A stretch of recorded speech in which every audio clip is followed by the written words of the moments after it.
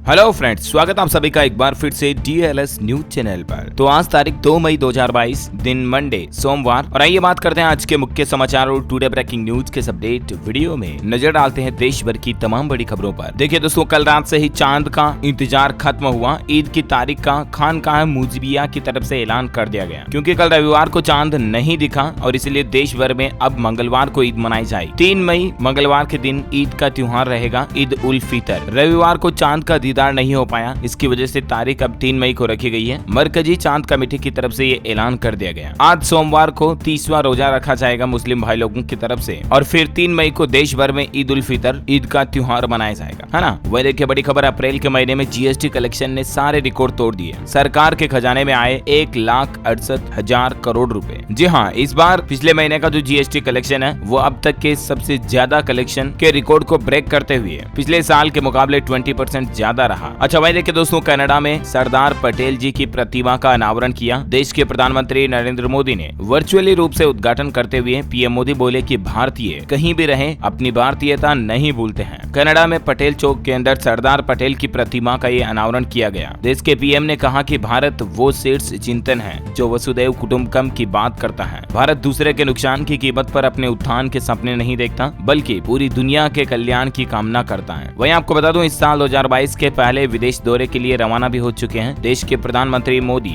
Germany, Denmark और France की यात्रा करेंगे। अच्छा दोस्तों, कोरोना पर एक बड़ी खबर आ रही है। ICMR के ADG समीरन पांडा ने दावा किया है कि देश में अभी तक शुरू नहीं हुई है कोरोना की चौथी लहर। ये दावा भारतीय आयुर्विज्ञान अनुसंधान परिषद के अतिरिक्त महानिदेशक समीरन पांडा की तरफ से कहा गया है कि मौजूदा वक्त में भारत में कोरोना मामलों में बढ़ोतरी को महामारी की चौथी लहर नहीं कहा जा सकता है। तो ये एक थोड़ी सी राहत की बात है। अभी डरने की कोई बात नहीं है, लेकिन फिर भी लापरवाही नहीं करनी है, क्योंकि कोरोना की चौथी लहर की आहट देश में अच्छी तरह से दिख रही है। पिछले 24 घंटों के दौरान देश में 3324 से ज्यादा नए मामले आए, 40 लोगों की जान गई। राजधानी दिल्ली में रफ्तार और भी ज्यादा तेज हुई। दिल्ली में 1520 केस मिले। पिछले कुछ दिनों की तुलना में भारत में कोरोना के मामलों में रोजाना की जो बढ़ोतरी है वो काफी ज्यादा बढ़ चुकी है। इसलिए हम चौथी लहर के खतरे को बिल्कुल भी नजरअंदाज नहीं कर सकते हैं। ये भले ही राहत की बात है कि अभी तक हमारे देश में चौथी लहर शुरू नहीं हुई है, लेकिन आपसे उम्मीद और ऐसी आशा है कि आप जरूर मास्क लगाएंगे, सोशल डिस्टेंसिंग बनाए रखेंगे और कोरोना के प्रति लड़ने में अपनी अहम भूमिका निभाएंगे। देखिए, महामारी पर देश के सबसे अमीर शख्स बिल गेट्स की भी राय है। बिल गेट्स बोले कि मास्क कमाल की चीज है और मैं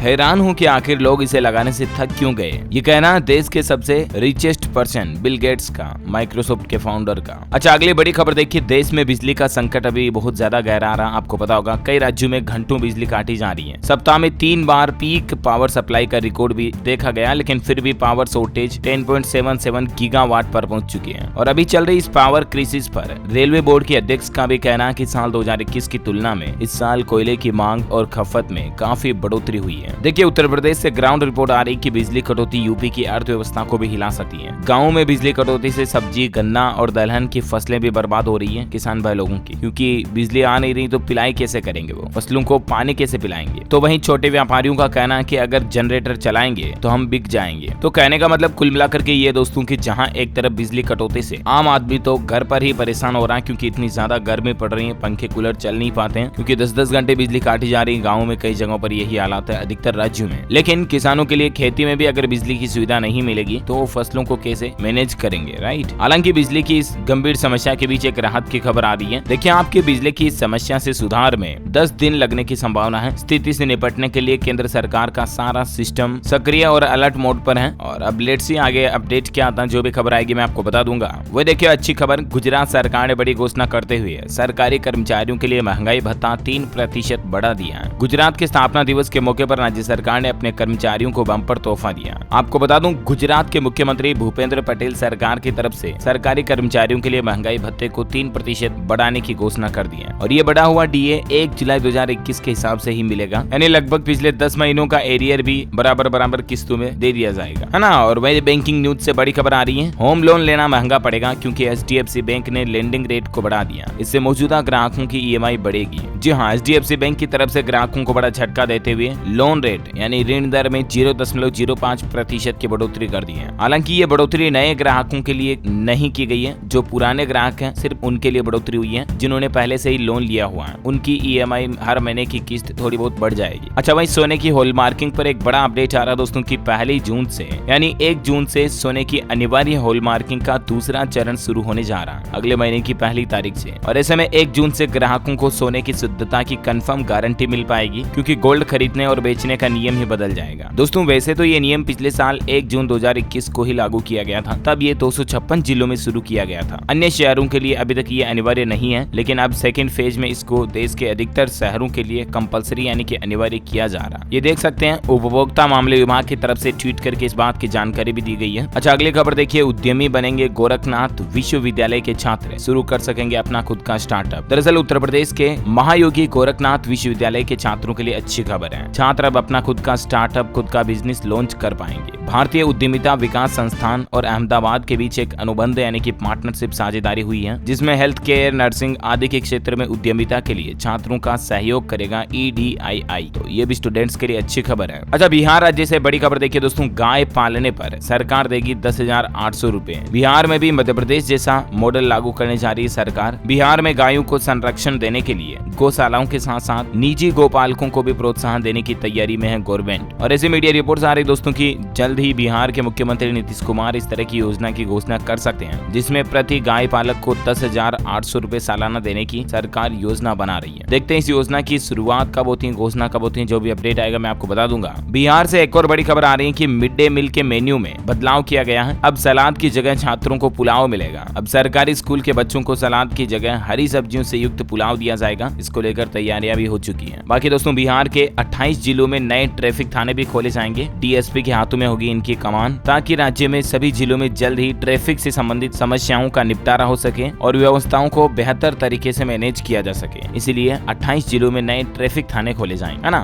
और वही देखिए, दिल्ली में जो हिंसा के दौरान लोग बाग छतों पर पत्थर व बोतलें रख देते हैं ना, तो ऐसे लोगों पर अब कार्रवाई की जाएगी, क्योंकि प्रशासन की तरफ से ड्रोन के जरिए लोगों की छतों को स्कैन किया जा रहा है। जिनकी भी छतों पर बोतलें और पत्थर दिखाई देंगे ना, उनको पुलिस हिरासत में ले रही है। दिल्ली मुंबई एक्सप्रेसवे के यात्रियों के लिए अच्छी खबर है। कैमरे से सुरक्षा के साथ सफर को आसान करने की तैयारी में है सरकार। दरअसल दिल्ली मुंबई एक्सप्रेसवे पूरे हाईवे पर हर 1 किलोमीटर के अंतराल पर कैमरे लगाए जाएंगे। कैमरों का रेंज 500 मीटर तक होगा। इसके माध्यम से चारों तरफ की गतिविधियों पर नजर रखेगी। सभी जंक्शन पर 3-4 कैमरे लगाए जाएंगे, जिससे कि हाईवे पर अगर कभी कोई वाद विवाद भी हो जाता है या कभी कोई क्राइम भी होता है, तो भी अपराधियों को पकड़ने में भी आसानी रहेगी, राइट। अच्छा, अगला अपडेट देखिए, इसी महीने मई से ही LPG सिलेंडर के दाम बढ़ चुके हैं। कॉमर्शियल गैस सिलेंडर 102 रुपए महंगा हो चुका है। राजधानी दिल्ली में अभी इसकी कीमत 2355 हो चुकी है। हालांकि एक आम आदमी के लिए थोड़ी राहत की बात यह है दोस्तों की घरेलू रसोई गैस सिलेंडर के रेटों में इस बार इस महीने मई में कोई बदलाव नहीं हुआ। यानी कि जो रेट में जिस प्राइस में घरेलू रसोई गैस सिलेंडर खाना पकाने का जो होता है ना 14 किलो 200 ग्राम वाला, वो आपको जिस प्राइस पर अप्रैल में मिल रहा था ना, वही रेट अभी भी मई में भी रहेगी। लेकिन जो कमर्शियल गैस सिलेंडर आता है 19 किलो वाला, अधिकतर रेस्टोरेंट वगैरह या कहीं और बिजनेस एक्टिविटीज में उसको काम में लिया जाता है, वो 102 रुपए महंगा हो चुका है। और अभी कमर्शियल गैस सिलेंडर की कीमतें आप अलग अलग शहरों में क्या चल रही है देख सकते हैं। चेन्नई में तो 2500 तक पहुंच चुका है। और भले ही दोस्तों घरेलू गैस सिलेंडर की रेटें नहीं बढ़ी, कमर्शियल की रेटें बढ़ी, लेकिन इसका भी एटलीस्ट महंगाई का नुकसान जो है आम आदमी, आम उपभोक्ता को ही भुगतना पड़ता है। वो कैसे, जरा समझिए। मान लीजिए रेस्टोरेंट में अगर गैस सिलेंडर की रेटें बढ़ गई, तो जाहिर सी बात है रेस्टोरेंट में खाने की कीमत में भी 5-10 रुपए की बढ़ोतरी कर ही देंगे वो रेस्टोरेंट, होटल, ढाबे वाले। तो कहने का मतलब चाहे महंगाई कहीं पर भी हो, एटलीस्ट नुकसान जो है ना वो एंड यूजर को ही भुगतना पड़ता है। और देश में तो वैसे भी कई अलग अलग चीजों में, अलग अलग क्षेत्र में महंगाई काफी ज्यादा बढ़ी हुई है, राइट। सही समय पर गवर्नमेंट को जल्द से जल्द सही कदम उठाने की बेशक जरूरत है। अच्छा, अगली बड़ी खबर देखिए, छत्तीसगढ़ राज्य में श्रमिक सियान योजना की घोषणा की गई है। राज्य के पंजीकृत मजदूरों को 10,000 रुपए मिलेंगे। महिलाओं को ई-रिक्शा पर अब 1 लाख का अनुदान भी मिलेगा। दरअसल कल ही अंतर्राष्ट्रीय मजदूर दिवस के मौके पर छत्तीसगढ़ राज्य में श्रमिक और किसान भाई लोगों को तोहफा देने के लिए मुख्यमंत्री ने श्रमिक सियान योजना की घोषणा की है। इसके तहत 50 साल से ज्यादा उम्र के पंजीकृत मजदूर को एक मुश्त 10,000 रुपए की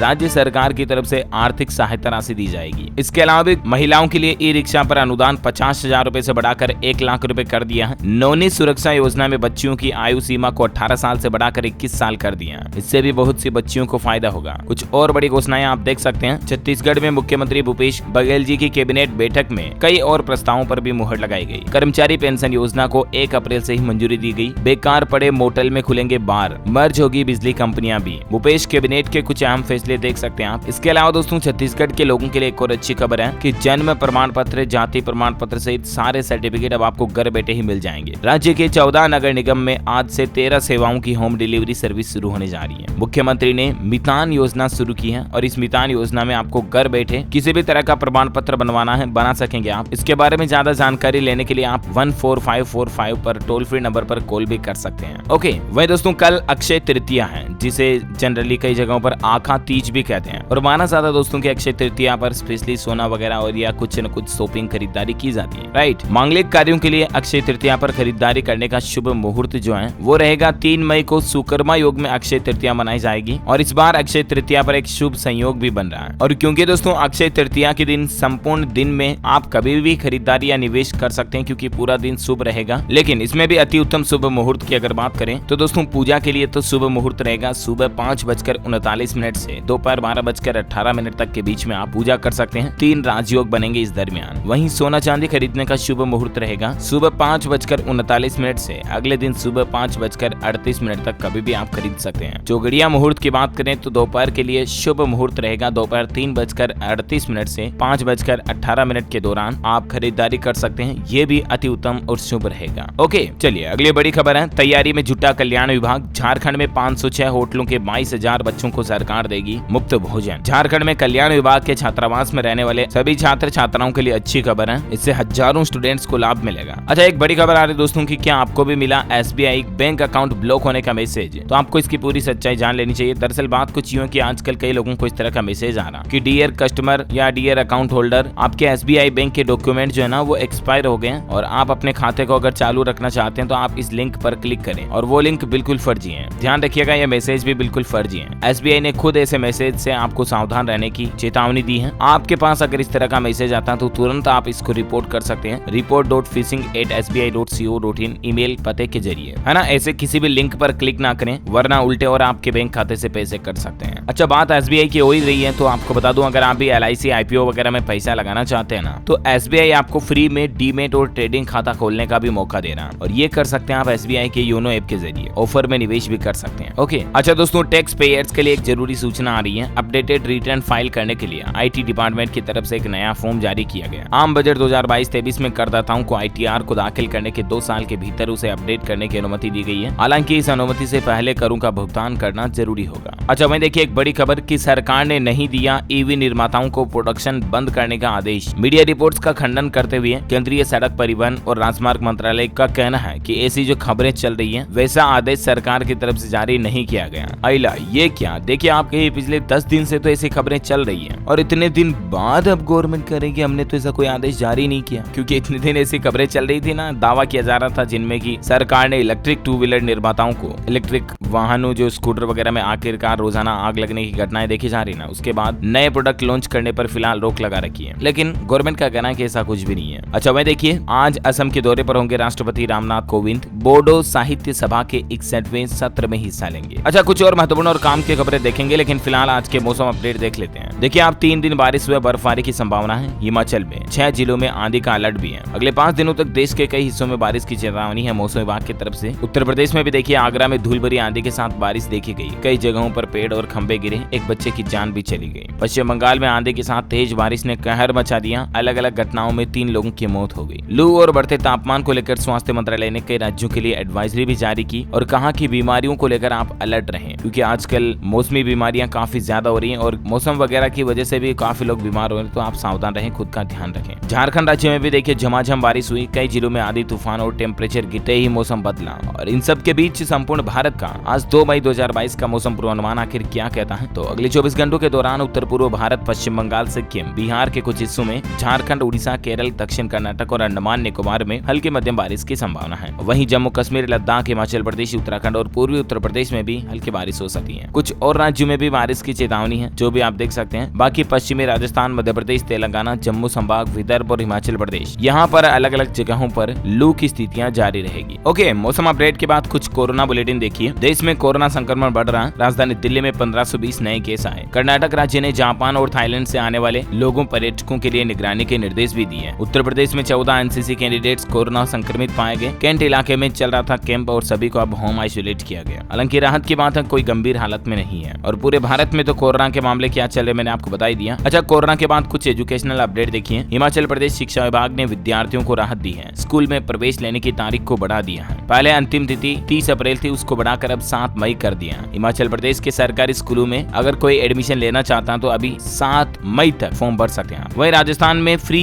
एडमिशन, जो प्राइवेट स्कूलों में आरटी आरक्षण के तहत एडमिशन होता है ना, जरूरतमंद बच्चों का 1.25 लाख सीटों पर एडमिशन 17 मई को लॉटरी निकलेगी, उसके जरिए कंफर्म होंगे और एडमिशन की तारीख आज से ही प्रक्रिया शुरू हो चुकी है। राजस्थान में रीट लेवल 1 के अभ्यर्थियों को 25 मई तक मिलेगी पोस्टिंग। 6 से 15 मई तक काउंसलिंग के बाद फाइनल लिस्ट तैयार होगी। अच्छा, कुछ और इंपोर्टेंट अपडेट देख लेते हैं एजुकेशनल खबरों के बाद। देखिए, राजधानी दिल्ली के करीब यूपी के शहर में 6 लाख से भी ज्यादा युवाओं को रोजगार मिलेगा। इस तैयारी में जुटी है योगी सरकार। दरअसल आने वाले कुछ समय में दिल्ली से सटे यूपी यानी उत्तर प्रदेश की यमुना एक्सप्रेसवे और औद्योगिक विकास प्राधिकरण क्षेत्र में इसके आसपास के लाखों युवाओं को रोजगार मिलेगा। इसके लिए सरकार 5 नए औद्योगिक क्लस्टर भी बनाएगी। ऐसी योजनाओं पर काम कर रही है। अच्छा, वहीं पंजाब के किसान संगठन 5 मई को जाएंगे लखीमपुर खीरी। संयुक्त किसान मोर्चा के बैनर तले होंगे रवाना, ऐसे मीडिया रिपोर्ट्स आ रही हैं। वह देखिए, सोने की तरह चमकेगा आपका आईफोन। नया कलर ऑप्शन देखने को मिलेगा आपको नेक्स्ट आईफोन 14 में। इसके अक्टूबर में लॉन्च होने की उम्मीद है। गोल्ड फिनिशिंग लुकिंग में भी आपको कलर देखने मिलेगा। टेक्नोलॉजी से एक और अपडेट आ रहा है कि सरकार ने फोन और वॉच की अनिवार्य टेस्टिंग में छूट दी है। केंद्र सरकार की तरफ से मोबाइल और स्मार्ट वॉच की लॉन्चिंग से पहले अनिवार्य जांच में छूट देने का ऐलान किया गया। इससे कि मोबाइल और स्मार्टफोन निर्माताओं को बड़ी राहत मिलने जा रही है। इसके पीछे वजह ये दोस्तों की इन चीजों की लॉन्चिंग में काफी देरी हो जाती है, इसलिए सरकार ने प्रोसेस को कैंसिल कर दिया। वह देखिए, राजस्थान में अनुप्रति कोचिंग योजना, गहलोत सरकार ने प्रतिभावान युवाओं को दिया तोहफा। सीटें 10 से बढ़ाकर 15,000 की हैं। दरअसल अनुप्रति कोचिंग योजना में पहले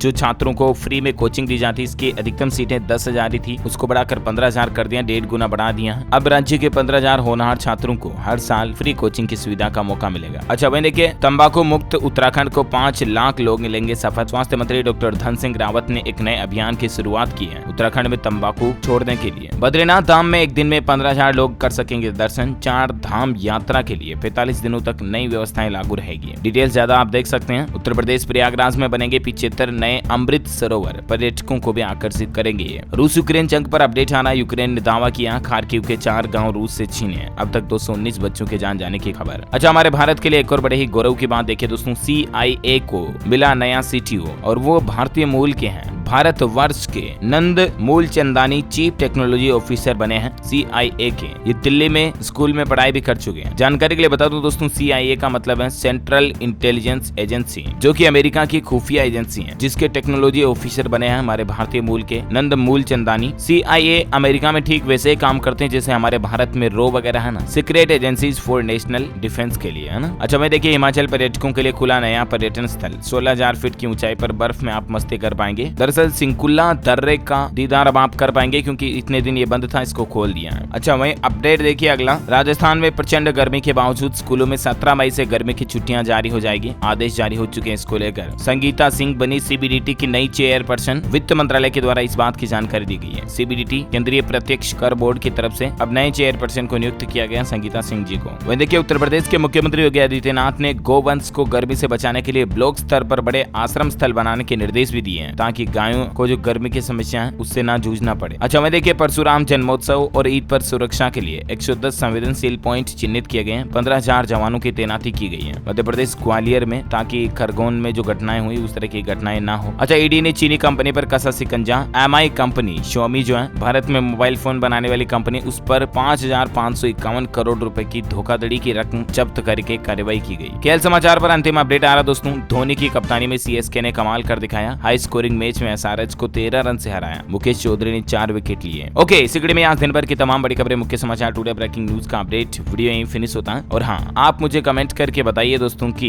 भारत में किसान भाई लोग अपनी फसलों को पिलाने के लिए सबसे ज्यादा सिंचाई के लिए किस माध्यम का इस्तेमाल करते हैं। कमेंट करके बताइए। जो लोग इस सवाल का सही जवाब देंगे ना, वो रैंडमली सेलेक्ट होने पर आप हमारी DLS न्यूज टीम की तरफ से जीत सकते हैं एक सरप्राइज गिफ्ट। इसी के साथ अगर आपको वीडियो अच्छा लगा तो इसे लाइक करना, शेयर भी करना, चैनल को सब्सक्राइब करके बेल आइकन जरूर दबा देना। जय हिंद, जय भारत।